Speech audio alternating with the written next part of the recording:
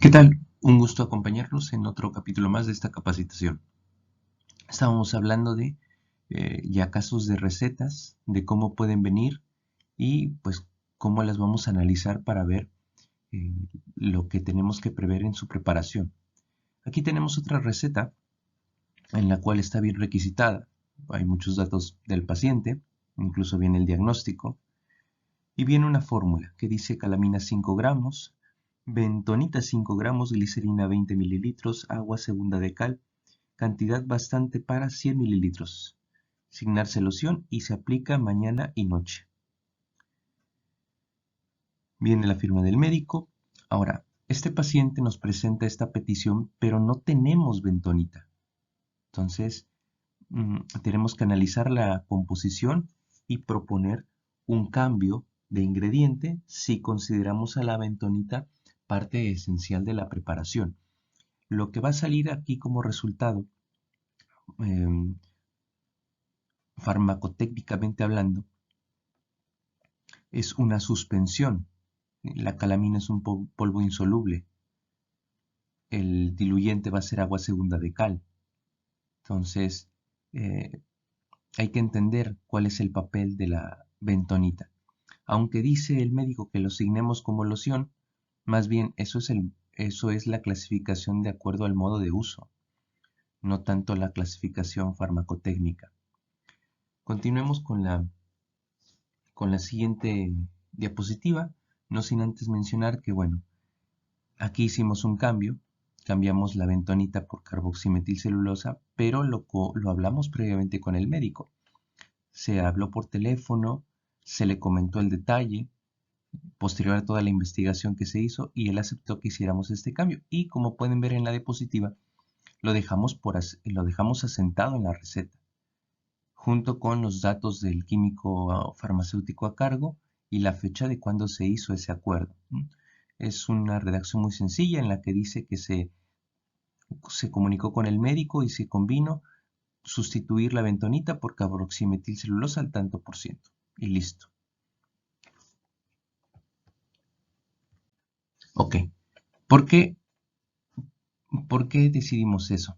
Bueno, vamos a sustituir el componente de bentonita, cuya función es la de absorber agua, la de eh, servir para suspender polvos en preparaciones acuosas, y bueno, se puede utilizar a concentraciones del 8 al 25% en geles, como estabilizante de emulsiones al 1% o como agente suspensor del 0,5 al 5%. Estamos entendiendo entonces que para la formulación que nos está solicitando el médico, la bentonita no es otra sino un agente suspensor que va a evitar que precisamente los polvos disueltos eh, se separen muy rápido del medio dispersante. Buscamos entre las materias primas que tengamos a disposición en el laboratorio o que podamos conseguir alguna que sirva del mismo modo, ¿no? que tenga la misma finalidad. En este caso encontramos carboximetilcelulosa de alta viscosidad que forma geles, que es estable a un pH muy parecido al de la bentonita, que es un agente suspensor, que es un dispersante. Se utiliza en concentraciones muy variadas, dependiendo de lo que uno quiera. Desde la experiencia que he podido tener con este material, forma geles con cantidades muy pequeñas. Entonces, para una solución yo creo que el porcentaje que se declaró, que sería el 1%, es más que suficiente como para formar una suspensión muy buena. Las incompatibilidades son ácidos fuertes, sales de metales como el de hierro, aluminio, zinc, plata, la goma xantana, la gelatina, la pectina y el colágeno. Ok. Encontramos entonces que es compatible porque la fórmula tenía calamina,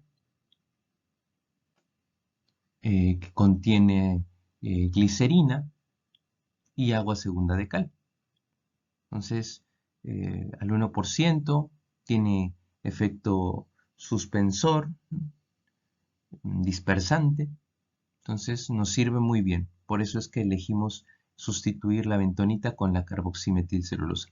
Ojo, porque pudiera parecer que algunas sales de metales, como la calamina, que es un tipo de carbonato de zinc, pudiera ser incompatible. Sin embargo, en la búsqueda bibliográfica que se hizo, se encontró algunas fórmulas en las cuales incluían la calamina junto con la carboximetilcelulosa. Es decir, si bien yo no le voy a dar una vida de anaquel muy amplia, pero al menos sí la cantidad que voy a dispensar la voy a tratar de ajustar lo más posible a una posible interacción química entre las sales de los metales con, con la carboximetilcelulosa.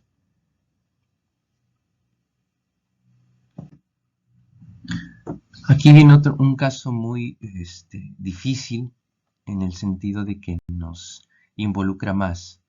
Esta es una receta que nos tiene una dosificación dudosa.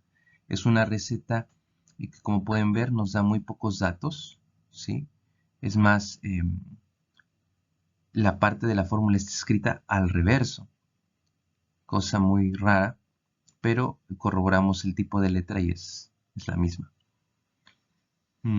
Vemos que la prescripción dice magnesio 500 miligramos una diaria y potasio 99 miligramos una diaria. Bueno, magnesio y potasio, si los damos como elementos en cápsulas, podemos causar un enorme daño al paciente.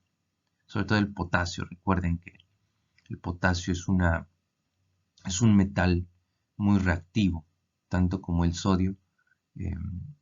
Pues bueno, podemos llegar a ocasionar quemaduras. Entonces necesitaremos ocupar una sal de magnesio, una sal de potasio. La pregunta para el médico pues sería, ¿qué sal necesita usted? ¿No? O si nos lo deja a nuestro criterio, bueno, nosotros lo buscamos.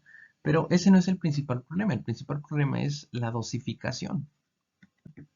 Necesitamos preguntarle al paciente, ¿qué diagnóstico tiene usted? ¿Es diabético o hipertenso? ¿Toma otros medicamentos o suplementos alimenticios, plantas o remedios? ¿Cómo los toma? ¿Desde cuándo? ¿Por qué? Porque si un médico o un prescriptor está enviando electrolitos, aunque sea por vía oral, y esta persona tiene una dieta incorrecta, podemos estar orillando al paciente a situaciones de hipermagnesemia, hipercalemia, que obviamente por nuestra formación universitaria sabemos que puede causar terribles problemas a nivel sistémico, porque puede subir presión, puede aumentar latidos del corazón, entre otros. Incluso si está tomando otros medicamentos, si está llevando otra farmacoterapia y está consumiendo conjunto estas cápsulas de suplemento, bueno, también habría que ver porque a veces hay interacciones entre nutrientes o entre fármaco y suplemento y pues no se va a absorber bien o pueden quelar, en fin, puede haber problemas que hay que considerar. Entonces, por eso hay que preguntar estas cosas. Si la persona está consumiendo un nivel óptimo de estos metales en su dieta, bueno, nada más hay que revisar si la dosificación que está pidiendo es la correcta y ya, no hay problema. Pero si no los estuviera tomando y esta dosificación que nos manda en la receta es la suficiente, pues vamos por buen camino. En cambio, si es aún así menos de lo que necesita al día, porque pues no está comiendo como debe, podríamos hacer la sugerencia al médico. O bien, hacer la sugerencia al paciente de llevar una mejor alimentación. Por eso preguntamos cuántas veces a la semana consume alimentos ricos en magnesio y potasio. Para esto tenemos que estudiar y saber cuáles son los alimentos ricos en este tipo de metales. Hay gente que cada mes se compra bote de vitaminas y hace caso a lo que encuentra en internet de recomendaciones para evitar enfermarse de esto, para el cáncer, para reforzar las defensas. Y como son suplementos que se venden libremente, al menos en México, aunque muchos de ellos tienen clasificación de grupo 4, es decir, las vitaminas tendrían que ser bajo prescripción médica y no de venta libre, pues ya, muy fácil es poder acceder a ellas y lamentablemente se puede llegar a una intoxicación por consumo excesivo de ciertas vitaminas, de ciertos minerales. Hay que preguntar si es alérgico a algún medicamento o alimento. Eh, las alergias en relación a las sales de minerales son importantes en relación a que hay personas que sí son sensibles a algunos grupos. Personas que son sensibles quizás al grupo sulfato o al gluconato, que es un tanto más orgánico. Habría que tener cuidado, ¿no? Precaución. ¿Tiene usted los resultados de sus últimos análisis de bioquímica clínica o electrolitos? Esta pregunta es fundamental porque nos permitiría tener un dato previo antes de empezar la farmacoterapia de cómo está el equilibrio electrolítico en su cuerpo. Si no los tiene, sería muy bueno que le recomendemos que se los haga antes y después de terminar su tratamiento, para que monitoricemos o a la mitad de su tratamiento, para que vayamos monitorizando el progreso, ¿no? Cómo es que va manejando su cuerpo esta ingesta de nutrientes.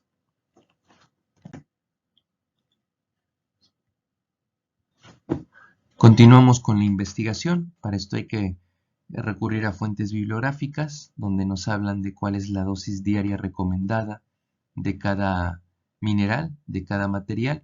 Si tú encuentras una guía que te diga la dosis diaria recomendada o la dosis terapéutica por una sal en concreto, adelante, use esa información.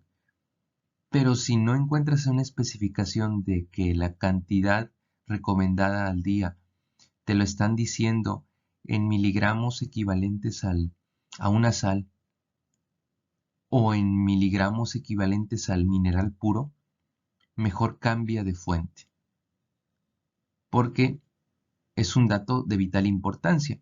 No es lo mismo dar 310 miligramos de sulfato o de cloruro de magnesio a una persona a dar 310 miligramos del equivalente de una sal en el puro magnesio.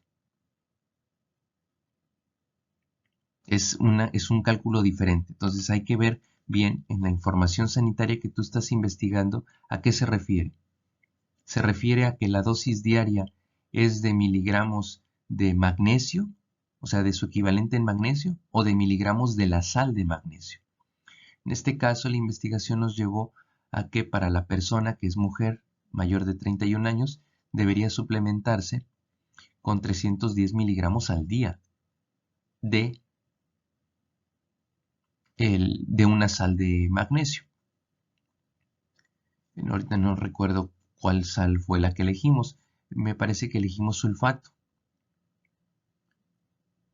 Abajo viene el potasio, que es una cantidad mayor, ¿no? Son 2.6 gramos al día. Pero en dosis terapéuticas, al menos en vía oral, ¿no? Ya es mayor el tipo de gramos que se usan, ¿no? Porque se usa para hipomagnesemia, de 1 a 40 gramos intravenoso al día, o en suplemento, igual la misma cantidad que dijimos arriba.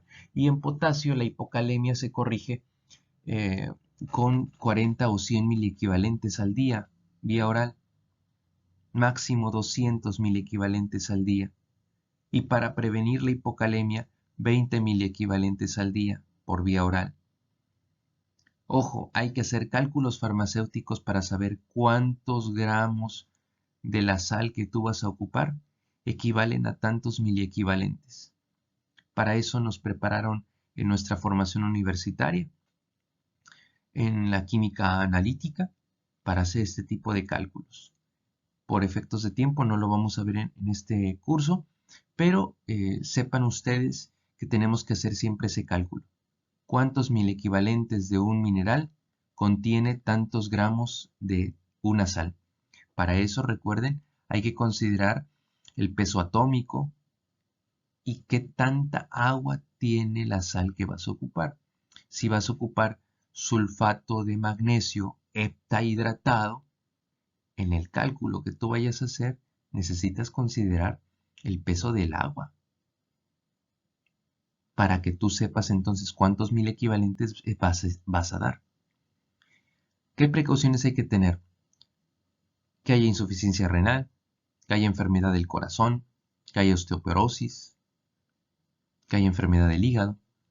Entonces, despejamos dudas con el paciente. A ver, usted tiene problema renal, problema de osteoporosis, problema del corazón, del hígado. Si el paciente dice que no, adelante. Si el paciente dice, sí, es que tengo principios de daño renal, decimos, entonces con mucha precaución, lo mejor será primero realizar la analítica de sangre, electrolitos, vemos cómo estamos y lo vamos monitorizando. Si vemos que hay alguna reacción grave, algún cambio en el parámetro bioquímico, bueno, lo tiene que notificar inmediatamente su médico, ¿no? Para que se modifique la terapéutica. Nos comunicamos con el prescriptor y le decimos, doctor, mire, ¿usted se refiere al magnesio o al potasio en miligramos? O sea, como tal, el equivalente del puro magnesio que quiere que yo le dé al paciente. ¿O se refiere a los miligramos de una sal específica? Cloruro de magnesio, cloruro de potasio. ¿A qué se refiere? ¿Se refiere a los miligramos de una sal o a los miligramos del mineral puro? Es importante recordar que la dosis suplementaria de magnesio y de potasio son lo que dijimos en la diapositiva anterior. Le sugiero, doctor, que utilicemos, por ejemplo, por decir algo, cloruro de potasio, 372.75 miligramos por dosis, la cual tiene un equivalente de potasio de 5. Recordemos que habíamos visto que para prevenir hipocalemia eran 20 miligramos, 20 miliequivalentes al día. Podemos preparar estas cápsulas y la persona se podría tomar, pues precisamente 4 cápsulas a lo largo de todo el día para poder obtener el fluoruro de potasio. O si le podemos poner más miligramos en una sola cápsula, si cabe bien, pues ya reducimos las tomas, ¿no? Todo esto hay que comunicárselo con el prescriptor y llegando a un acuerdo lo dejamos por asentado en la receta.